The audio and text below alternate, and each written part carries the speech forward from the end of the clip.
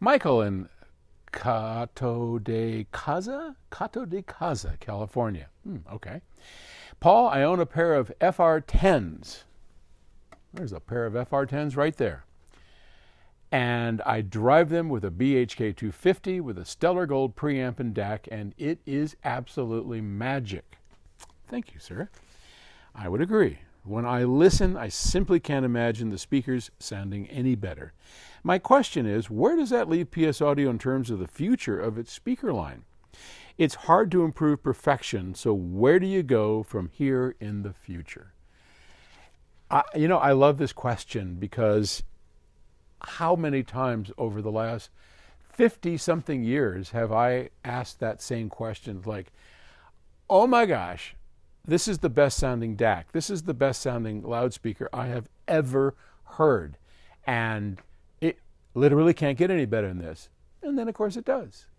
So a lot of it is getting used to the idea of how something is, and then realizing that nothing is perfect. Nothing is even remotely close to perfect, and there's so much more room for improvement. For example, Chris Brunhaver, who designs all of our loudspeakers, also designs the drivers, right? So this is kind of unusual. Most designers, 99.999% of designers around the world, use an off-the-shelf driver from big, little, whatever driver manufacturers.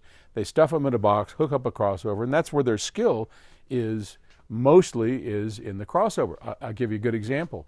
As many of you know, from 1990 to 1997, Arnie Nudell, the founder of Infinity, and I started a company called Genesis. And Arnie was one of my best friends.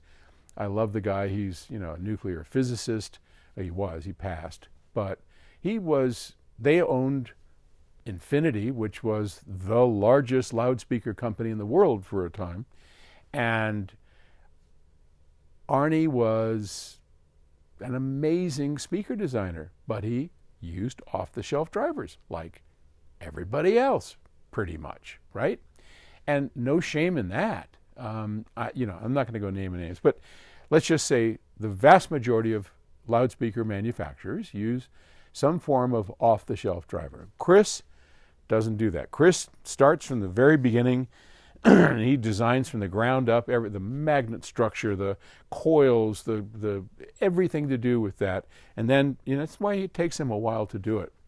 And Chris just demonstrated a new woofer that has a magnitude less distortion than the low distortion drivers that we currently use in Aspens. And it's a prototype, it's an experimental thing, it's probably a year or two off into the future, because anyway, I don't want to divulge any of Chris's secrets, but just something like that can make a dramatic difference in what is already a phenomenal loudspeaker. So what's Chris working on? Chris is working on, the Foundry 12 subwoofer. That should be out and ready for sale in January of 2026. And right now I'm recording this on November, what is it? I can't even see it. November 8th. I don't know when you're watching this. As you know, I do 20 or so videos on a Saturday, and it happens to be Saturday, and here I am. So whatever day it is, this is early November. The Foundry is done. It's in production. It's a killer subwoofer.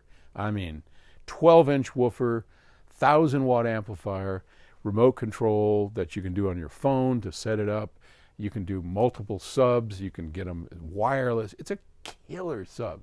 And he's been working really hard on that. So that's done. And now Chris is going over and starting to think about what's the next generation of Aspens. And that's a 2 or 3 year project, right? He's also thinking about what could we do for a more affordable line than the Aspens. And he's been working on that. So lots of stuff going on, and always new drivers, new stuff. So anyway, that's a Chris Brunhaver update for you. Okay. And I'm glad you're enjoying your FR10s. Have fun.